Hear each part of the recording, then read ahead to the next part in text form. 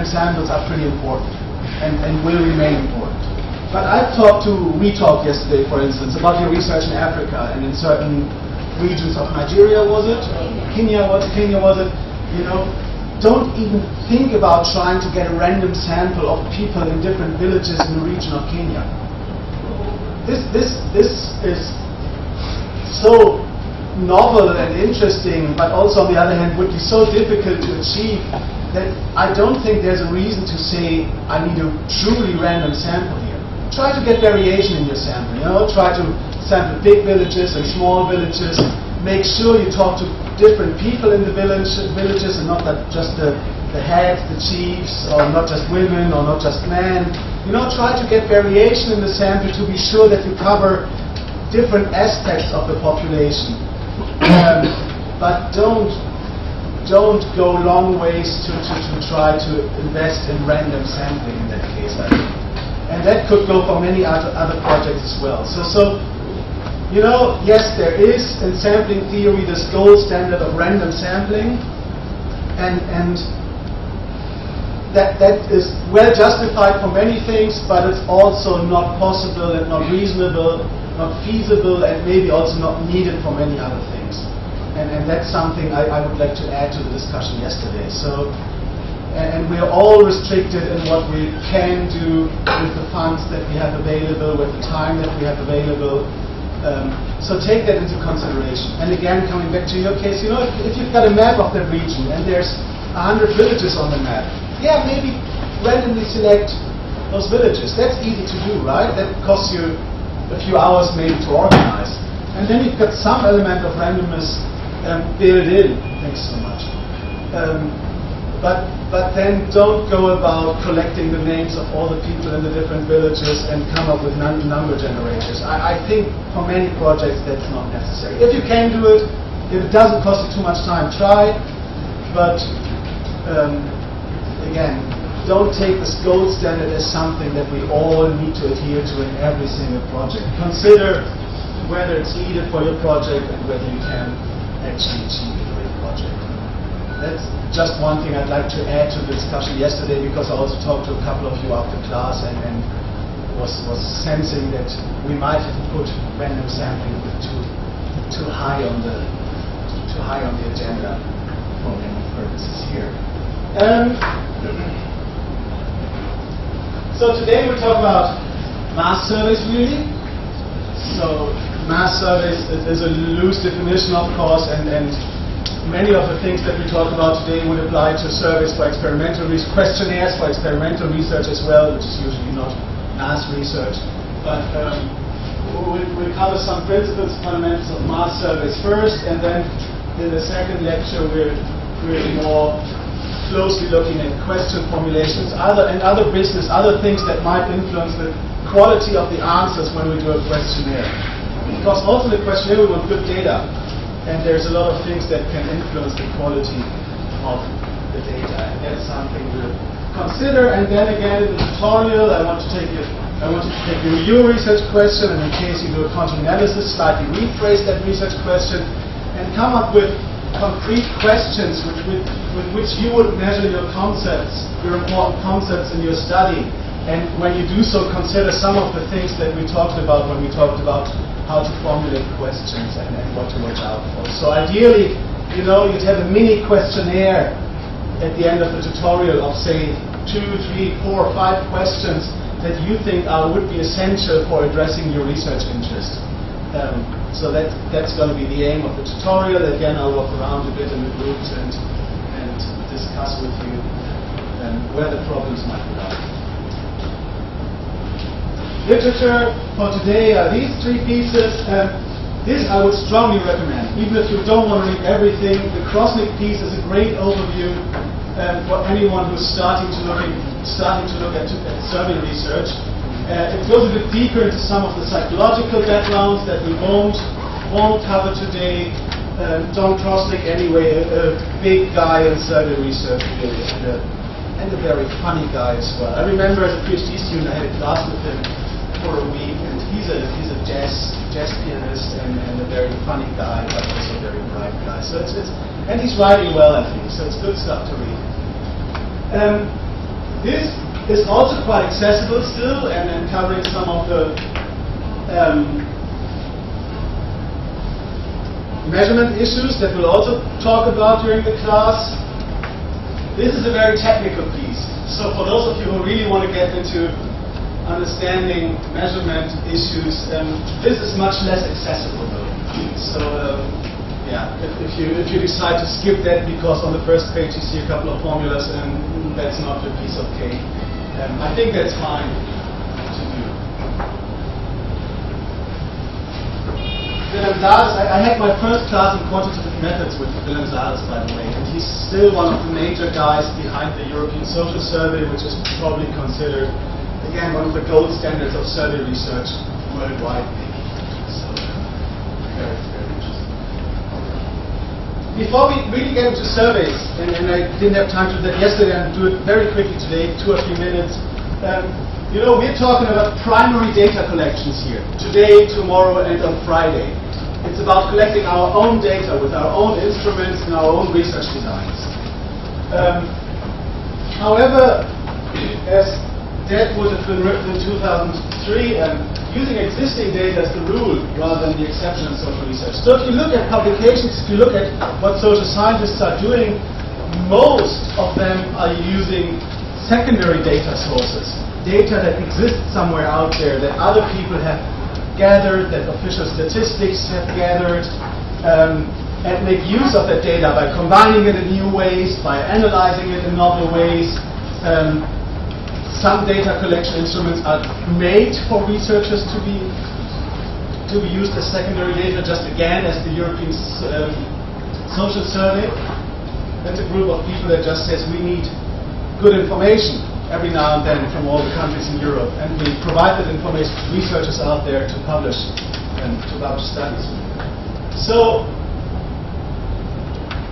while I think it is much more exciting to collect your own data, it's not always the case that you would do that, and you should consider secondary data usage as a serious alternative and check whether there's data out there that could actually be suitable for your research interests.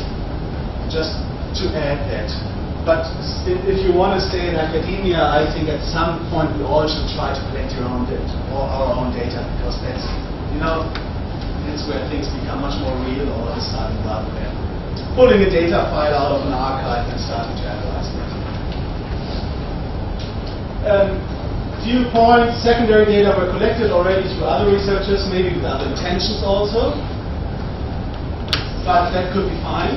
You know, you can use that data anyway for your interest, but it should have a clear connection to your research question. So don't try to artificially use data for purposes that they shouldn't be used for. If you're interested in media use, don't use political interest as a proxy for media use. It is related, but it's not the same. You know, it should be related to what you wanna achieve. Big pro is that, you know, it's cheap, often free to get secondary data. It's easy, it's quicker to get the data. You know, if you have an idea and you see that there's variables in existing survey data, for instance, you pull out the data file and start your analysis right away, which is much quicker than collecting your data.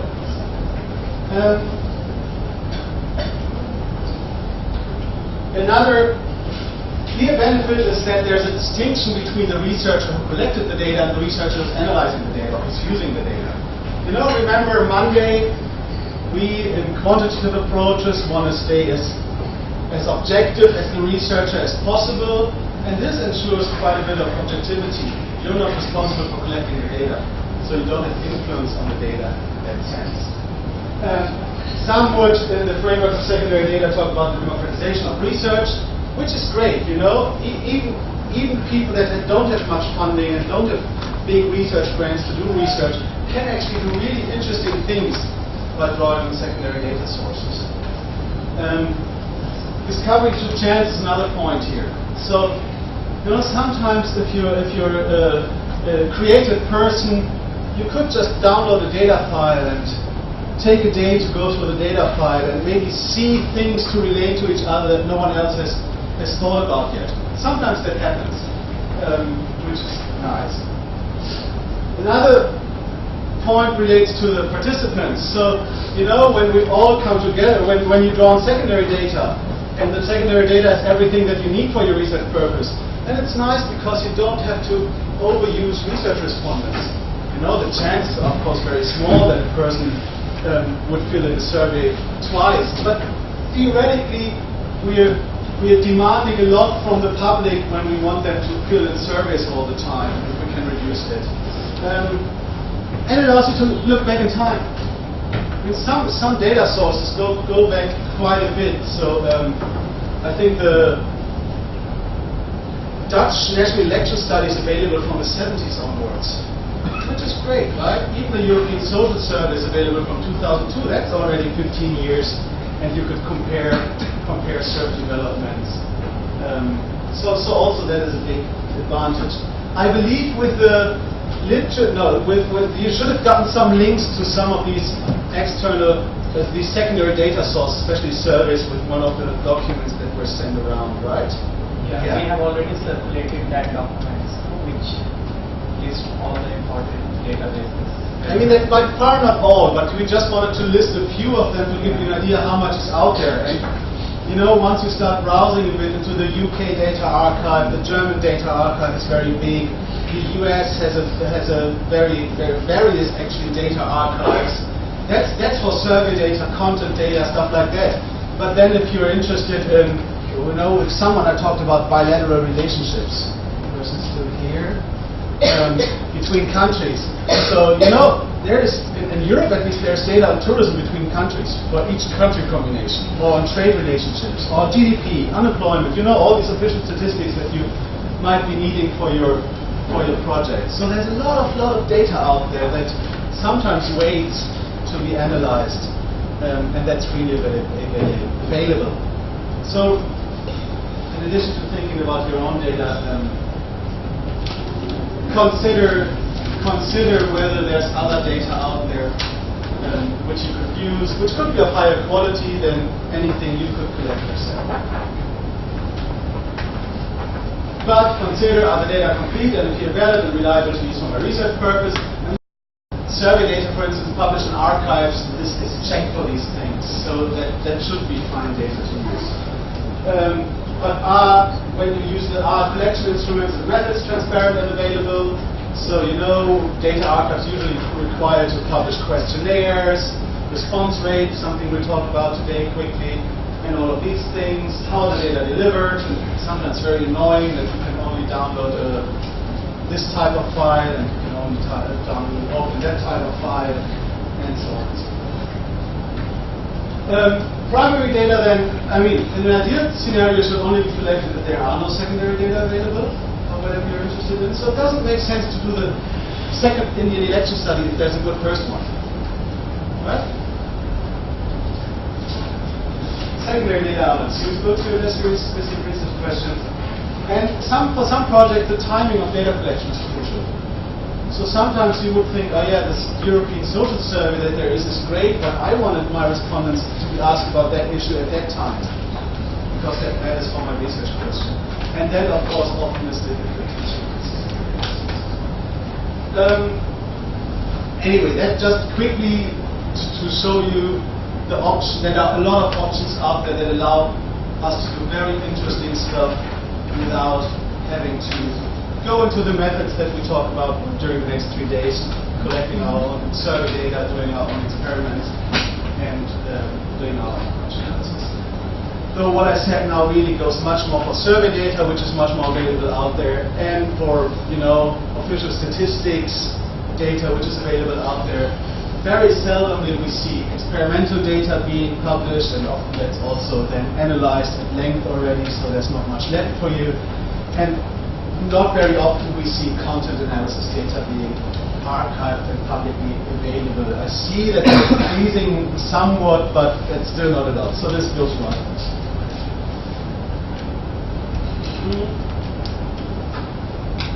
Mass surveys, basics. And we'll try to cover some of those basics quickly, I think. So there's different types of surveys. we usually distinguish between cross-sectional surveys and longitudinal surveys. Cross-sectional surveys look at a slice of a population at one point in time. Yeah? So every person in the sample is asked once at one single point in time. Longitudinal surveys then are different because they allow us to track things over time. And there's sometimes longitudinal surveys just consist of many cross-sections. So different people are asked regularly the same question, which sometimes is great because we can do time series analysis. We can look at trends over long periods of time, but only in the aggregate, so only, putting all people together in the survey. That's great if you've got at least 20 of those surveys asking the same question over time, because starting with 20, maybe 30, you've got enough statistical power to do really nice time series analysis, to look at trends over time, to explain trends over time. Doesn't happen very often though, that we've got these nice trend data to do good things with. What does happen quite often nowadays are panel surveys. And this is a situation where the same individual is being asked questions at several points in time. So I would approach you once in October, and once in December, and once in March, and ask you questions. Yeah? And if I ask you the same questions every time, then I can actually look at intra-individual change.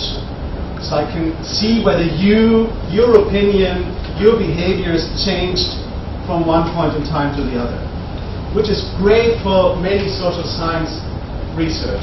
And that's why we increasingly see these panel studies, because we want to explain, often we want to explain change. We want to explain why people behave or think in certain ways at some points and in different ways at other points in time. And panel studies allow us to do so. So that's great. Panel studies are expensive, because it's very hard to find the same people and to have the same people being willing to participate a second time in the survey. That's one thing. And that's why we often have problems of attrition. So we have problems that if you ask 1,000 people at the first time point, the chances are very high that you will not get the same 1,000 people at the second time point, but that you'll only get 700. Now, if you want to do multiple panel waves, you've got 700 here, that might be going down to 400 here, might be going down to 300 here. And if you want to look at intra-individual change, you can only do that for the last 300 that you've got in the last wave of the survey, which is often very problematic when it comes to panel surveys. I just want to raise that. I assume that many of you won't do their own panel surveys tomorrow, but if you ever plan doing so, read about attrition rates and panel surveys and consider how attrition can be dealt with. The different type of longitudinal survey which has been increasingly prominent is what they call a rolling cross-sectional survey. What that basically does, it's a bit complicated, I'm not going too deeply into it because let me pause counting a second.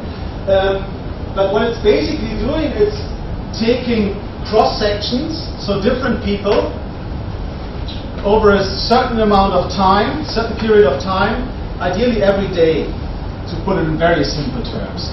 So it's often being done, again, in the framework of election campaigns, where we're very interested in, are there things happening within the campaign? So, how long is a campaign here? Because elections are happening in multiple phases. Yeah. For example, the country at least 2 months. Yeah. Okay.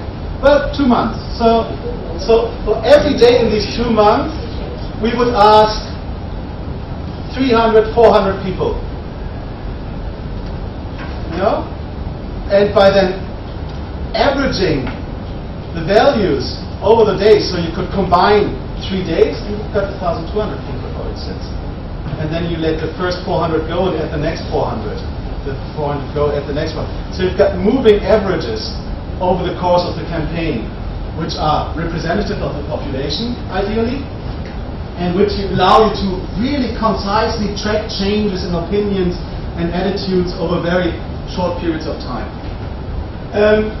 It's happening in a number of election studies nowadays. I think that's where it's basically happening.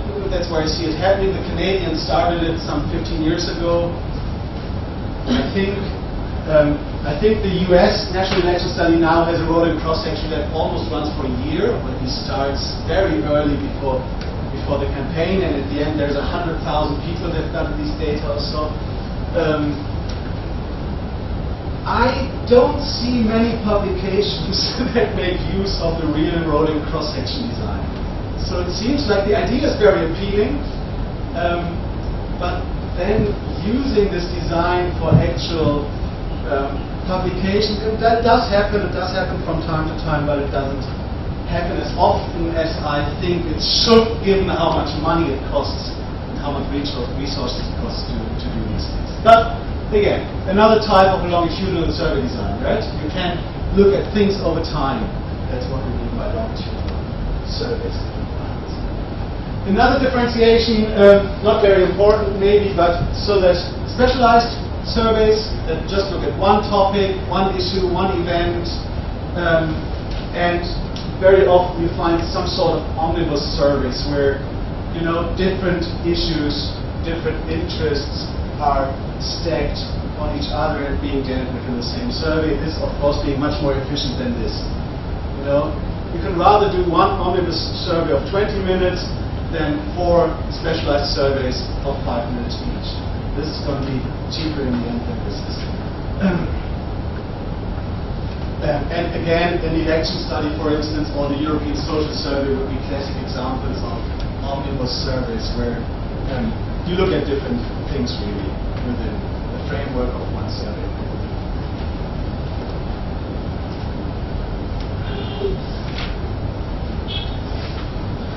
Other basics to consider: modes of survey research, and we very briefly touched on it already. Not much to say about this really. There's face-to-face surveys. So there's interviewers going to other people's homes, knocking on their doors, asking them, are you willing to participate in a survey? And then you would sit down at their kitchen table or wherever and conduct the interview with them. Either on paper with a pen, or nowadays more often that the interviewer has a laptop and reads the questions from the screen and enters the data into the laptop. But still it's a face-to-face, it's a personal situation, right? Again, this often is still being the gold standard of survey research. We'll look at some of the advantages and disadvantages in a second. Also very old technique, mail surveys. So you send out a lot of envelopes to a sample of your population that contains the survey printed on paper. You often add a pen actually, so people have a pen ready when they fill out the survey, and then you ask them to fill out the survey and send it back to you. You also add a return envelope, of course, and there's no payments involved for the respondents. So that's, again, old technique, not being done very often anymore, I think. At least is the impression from the literature that I'm reading.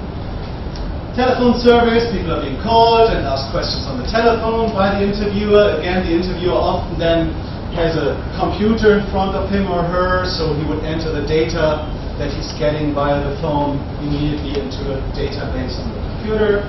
And then there's online surveys where basically people are being sent a link to a web page, and on that web page are required to enter data that then again, of course, goes directly into a database. CAR-P, computer-assisted personal interviews, just to give you the terminology, because this is the terminology that sometimes being used in the papers. CAR-P, computer-assisted personal interviews. So that's the situation that the interviewer has a laptop and ticks in the data immediately. CAR-T, computer-assisted telephone interviews.